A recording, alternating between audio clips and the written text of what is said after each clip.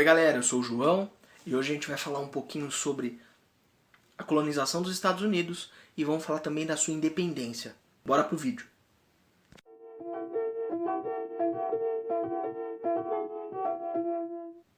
E antes da gente começar, eu já vou pedir para você se inscrever aí embaixo, deixar o seu gostei, comentar aí embaixo e pedir também para você compartilhar com seus amigos. A primeira coisa que a gente tem que entender é que o processo de colonização da América do Norte, principalmente do que hoje é os Estados Unidos, demorou um pouquinho mais e não aconteceu no mesmo momento que as colônias espanholas e que as colônias portuguesas. Primeiro porque a Inglaterra estava saindo de dois processos de guerra, da Guerra dos 100 Anos e a Guerra das Duas Rosas, clica no card para você saber mais um pouquinho, e também a questão de estabelecer a sua monarquia absoluta, né? E um dos fatores que vai ampliar esse poder do rei vai ser a reforma protestante implementada pelo Henrique VIII em 1534. A primeira colônia autorizada pela rainha Elizabeth I em 1607. E ao mesmo tempo, enquanto esse início dessa colonização foi autorizada, os ingleses faziam o quê? Eles autorizaram os corsários para aumentar a sua produção, seu comércio interno.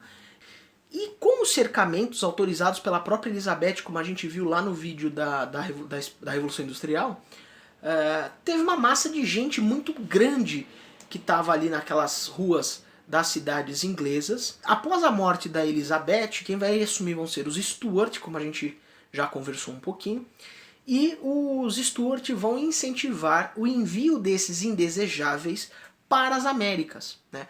Então, da mesma forma que na colonização espanhola e na colonização portuguesa, as Américas era uma forma de enviar os indesejáveis, né? E parar com essa visão heróica. A gente tem essa visão de cachorro vira-lata de achar que os Estados Unidos são uma potência porque eles foram colonizados por famílias.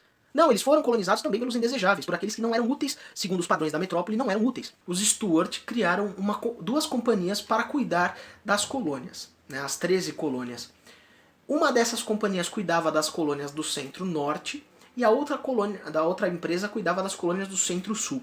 As colônias mais ao norte, elas tinham um caráter mais de criação igual a produção igual a que tinha na Inglaterra. Então a questão climática, a questão de uso de terras comunitárias, incentivo ao trabalho familiar, né? E as colônias mais ao sul, elas foram incentivadas e são moldes mais parecidos com o modelo latino-americano, né?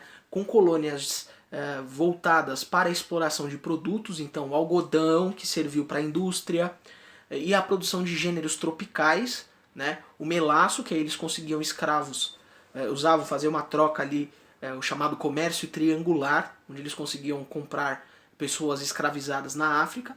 Então a mão de obra que eles tinham nesses estados do sul era mão de obra escravizada. E nos estados do sul também eles tinham a grande propriedade, onde eles vendiam tudo para exportação. Enquanto os estados ao norte, você tinha essa produção mais com as menores propriedades de médio porte. Então o que acontece? O poder da coroa sobre a colônia não era tão grande, porque era administrada pelas duas companhias. Então com isso, as colônias elas tinham mais autonomia em relação tanto à metrópole como o rei. Então, o grande cenário entre a Inglaterra para a sua colônia vai ser sempre de distanciamento. Após o início das atividades industriais ali na metade do século XVIII, a coroa vai voltar os seus olhos para a colônia e vai ampliar as suas exigências, coisa que até aquele momento eles não tinham, vai gerar uma certa insatisfação com os colonos. Ao mesmo tempo, os conflitos que a própria Inglaterra tinha com outros países, em especial a França, acabavam afetando a questão das colônias também. Isso fica muito evidente com a Guerra dos 7 Anos entre a Inglaterra e a França, e vai durar de 1756 até 1763. E essa disputa vai ser em escala global e por conta de várias colônias. E a vitoriosa dessa guerra foi a Inglaterra. E na colônia, nos Estados Unidos, a briga dos colonos e dos ingleses contra os franceses era por conta do comércio de peles que tinham com os indígenas e também do território francês que era vizinho ao território inglês. Outro momento de interferência vai ser justamente quando o rei George III ele vai promulgar que os indígenas não deviam ser incomodados, né? Que desde que eles não atacassem os colonos não deveriam atacar. E os colonos queriam justamente estabelecer um comércio e até dominar áreas de produção de peles e fumo indígena entre os montes Apalaches e o rio Mississippi. E com isso o rei acaba interferindo em outro assunto. Então é outra insatisfação com relação à monarquia. Com uma forma de controlar os colonos e o pagamento de impostos, a coroa vai criar a Corte da Nova Escócia, na parte noroeste dos Estados Unidos, que iria fiscalizar a questão dos impostos. Então, como consequência disso, essa corte passa também a criar e implementar normas e tributos que vão gerar insatisfação em relação à Inglaterra. Em 1764, eles criaram a Lei do Açúcar. Com ela, o melaço estrangeiro era mais barato, né? Eles diminuíram os impostos referentes ao melaço estrangeiro do que o melaço que era produzido nas colônias do sul. E isso gerou insatisfação entre os produtores, isso já gerou outro problema na relação colônia e metrópole. No ano seguinte, eles vão aprovar a Lei do Selo, que dizia o seguinte: qualquer documento que circular na colônia tem que ter o raio do selo, identificando que as pessoas pagaram aquele imposto, os produtores pagaram aquele imposto, a pessoa que está criando aquele documento pagou o seu imposto. Isso também vai criar outro problema com relação aos americanos, porque eles tinham uma produção de itens e de produtos que tinham essa circulação de ideias. E como reação a esse imposto, os colonos vão criar um manifesto, uma declaração, em que elas declaravam lealdade ao rei George III e ao mesmo tempo elas pediam que a colônia fosse tratada de igual para igual. E usando isso com os valores iluministas e os valores liberais que já estavam em pauta na Europa, clica aí no card. E com isso, esse processo foi se acirrando, porque o rei não aceitava essa proposta. Eu estou sentindo uma treta! Em 1767, criou-se o imposto sobre vidro, os corantes e o chá. O valor do preço do chá aumentou numa forma muito grande.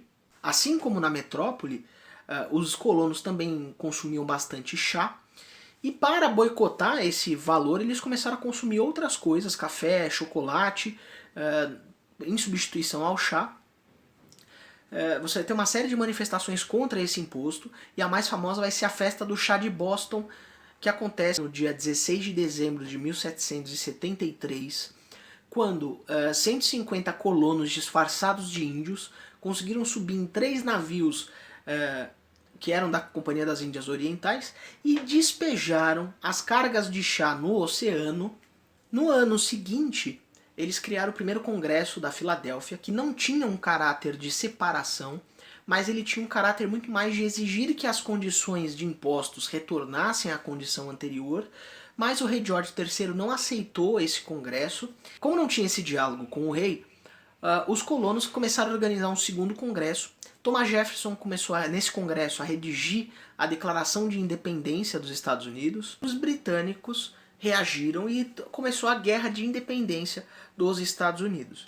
Também pode ser chamada de a Revolução Americana. Os dois processos se referem ao mesmo momento histórico.